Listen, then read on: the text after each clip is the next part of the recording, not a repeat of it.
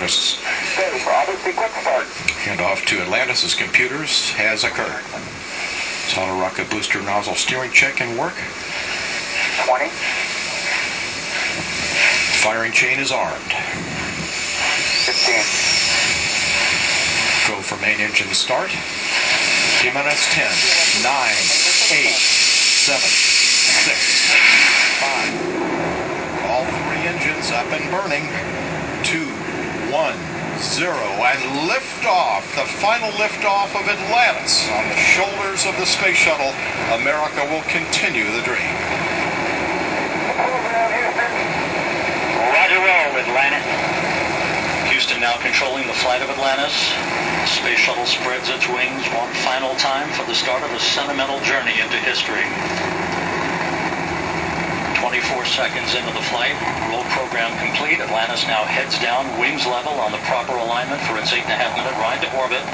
4.5 million pounds of hardware and humans taking aim on the International Space Station.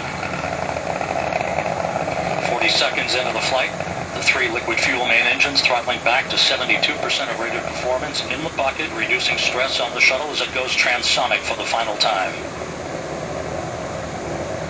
Everything running perfectly. By for the throttle up call.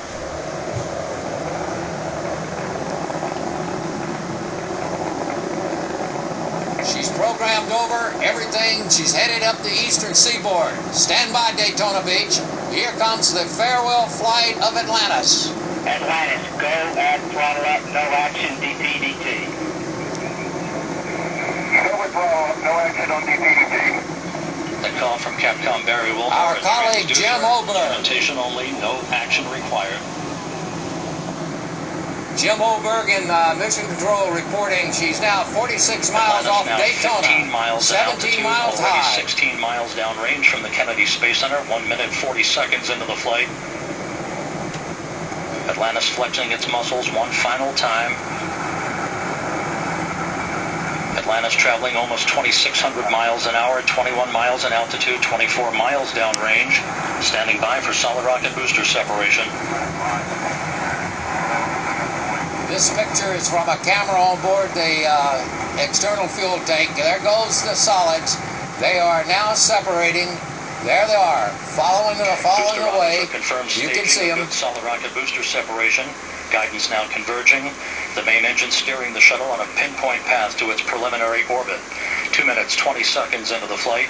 Atlantis already traveling 3,200 miles an hour, 35 miles in altitude, 50 miles downrange. Just past Daytona Beach. Orbital maneuvering system engines have ignited. Atlantis kicking on its afterburners for 1 minute 23 seconds for the final phase of powered flight. Atlantis, two-engine TOW.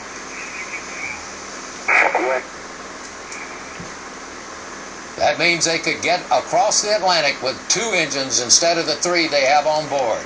Everything perfect now as Atlantis climbs into orbit for the final mission of the space shuttle. Everything right on target. You are looking at a picture of Atlantis from a camera underneath the belly of the spacecraft attached to the external fuel tank. It will take 8 minutes and 24 seconds for it to get into space. It's riding now. Everything is going perfectly. We seem to have lost the transmission from Mission Control by Rob Navius. Don't know what's happened here, but we will stay with it, keep you going up. And here we are here. If we pick up, here we go. Here we'll pick up Rob Navius again. All right, everybody, everything is on schedule right here. It should be coming up here shortly to what they call negative return. What that means is that they cannot return here to the Space Center. They would have to fly across the Atlantic Ocean to a landing site in Spain if they had an emergency. Okay, they are now off the coast of Savannah already. They're 172 miles off the coast of Savannah. They're 60 miles high. Everything is going perfectly. I don't know why we've lost communications here with Mission Control. 3 engines performing perfectly.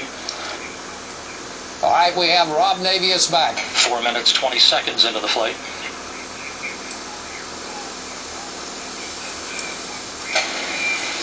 Atlantis currently traveling 5,500 miles an We're hour. back here with my colleague Tom Casello. We're almost 5 minutes into the flight. The next critical point is around 8 minutes where the external fuel tanks will drop into the Pacific. But Tom, my hands are shaking. Yeah. And I'm not a crier, and I cry because this is the greatness of this. Here I go. I'm sorry. It's the greatness of this country, and to see and to witness this. I want to run out and get in one of the RVs and just yell with the rest of the people who are lined up along I-4. But it is. This is the American dream. This is what we think of and we envision, and we make it happen. This country, no other country, can make the space shuttle happen. No other country has the technological expertise to make this a reality. And this country has done it now for 30 years. And so the final space shuttle mission is incredibly emotional for many people. But when you see it, and I told you, it's like nothing you will ever experience. When you feel that rumble here, when you watch that shuttle take off, it is a sense of pride and also nervousness for the crew. Yes. You want so much for them to make it safely into orbit, and they are well on their way. The critical moment we listen for is 8 minutes, 24 seconds into the launch, because that's when the external fuel tank drops off. At the moment, they are well beyond the most dangerous point. That's when the solid rocket boosters are still connected, but they've now dropped off, and they've fallen into the Atlantic Ocean. And they will be reused, and they'll be brought back. Well, they have been in the past. Exactly. But the next part, and I don't want to get too ahead of myself, but back to what the shuttle program has been able to accomplish, it is why so immediately after this launch, the question of what's next, and people look to NASA officials and the White House and the budget that was just passed for NASA to perhaps answer some of these questions that are in the future, but that's what NASA is. It is about looking forward in the future, Tom. This may be one of the most controversial times in the history of NASA, because there is a real tug of war underway about what is the future of NASA. The decision's been made. They are turning over space missions to the space station to the commercial sector, but the commercial sector is not ready yet, so it's going to take several years. Beyond that, as you discussed with Commander Collins, is how do we go to the next big thing, whether it's an asteroid or the moon or Mars? That's going to require these big these big heavy lift rockets, which at the moment we don't have, but there's an argument over, well, why not use what we do have and expand upon it? Which would be parts of the shuttle as well. But there is a mandate from Congress, though, to build these rockets, these heavy lift rockets, that will be needed. A lot of talk is surrounding Orion, but the bottom line is, as Jay Barbary was so eloquent in discussing earlier during our coverage, you need these heavy lift rockets to get Orion or anything else out there. And we know that on the list of goals, perhaps an asteroid, as I mentioned, or even Mars. But there's also controversy of the Constellation program, which was scrapped in favor of the Obama administration, saying, hey, let's look at privatization. Let's look at people like, for example, the man who created PayPal, and see what they are able to produce. I understand we have Jay Barbary, who's standing by with us. Jay, congratulations. Another excellent job on your part. To hear the words coming from your mouth saying perfect was so comforting, I imagine, to all of those who are watching this final launch today. Well, Tamron, we lost NASA there for a minute, mission control, and I want to say they left here only 8 minutes and 5 seconds ago, and they're passing Cape May, New Jersey right now. They're getting on out. They're going up the eastern seaboard. Everybody up in New Jersey, New York, say farewell to Atlantis, the last flight. It's coming your way. Hey, Jay, can I add a voice to Tamron's? Congratulations. This is Jay's 135th shuttle launch, but Jay, 165 or 66 total manned missions that you've called, or you've been a part of. Yeah, 166, Tom. And we're moving on out on this one here. And as you can see, everybody looking from the camera on board the external fuel tank, you can watch it go into orbit. And right now, we're off the Jersey coast, and pretty soon we will be burning out. I think we did, separating right now we did as we passed Asbury Park. You can see Atlantis separating from the tank. A perfect mission into orbit, and this is the last time. Jay has called every manned space mission, Tamron, has been a part of every manned space mission for NBC News since 1958. And he was just a child back then. But Jay, let me ask you your thoughts here. Again, I'm a rookie to this. You and Tom both experienced, but none more experienced than you. How do you feel watching this final liftoff of Atlantis? Well, I know everybody's wondering, Tamara, now in the world I could have covered all these missions in 53 years, and I'm only 38. Now that's hard to figure out. But really, hey guys, I love you guys. It's great to have you and Tom here with us. This is magnificent. Yes, it's an end of the era. But you know, let's make a date right now, Tamron and Tom. Let's be back here for the next astronauts that lift off from this Florida sand spit called Cape Canaveral. You have to remember, Cape Canaveral is the oldest name in North America.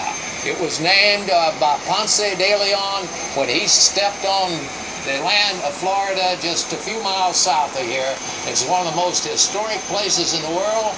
When man decided to go to the moon, he stepped off from the same launch pad. So let's the three of us be back here for the next one in about 4 years. Well, Jay is since a I'm walking 16, I have years. Yes, it is. But Jay, let me ask you, because of the historic perspective that you have, I do want to get your perspective on the what's next question here. And I hasten to ask so quickly, but as this bug attacks me, but many people want to know, because on a serious note, you have, as you pointed out, 2 years ago, 12,000 people working for this shuttle program. That number will go down by the end of August to 1,000, and they are wondering for many reasons what happens next for the people who have made this a success.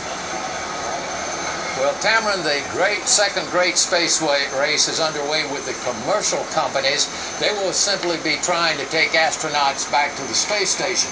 But the Congress, both houses, the White House and NASA itself, say they want to go with heavy lift. The budget is there.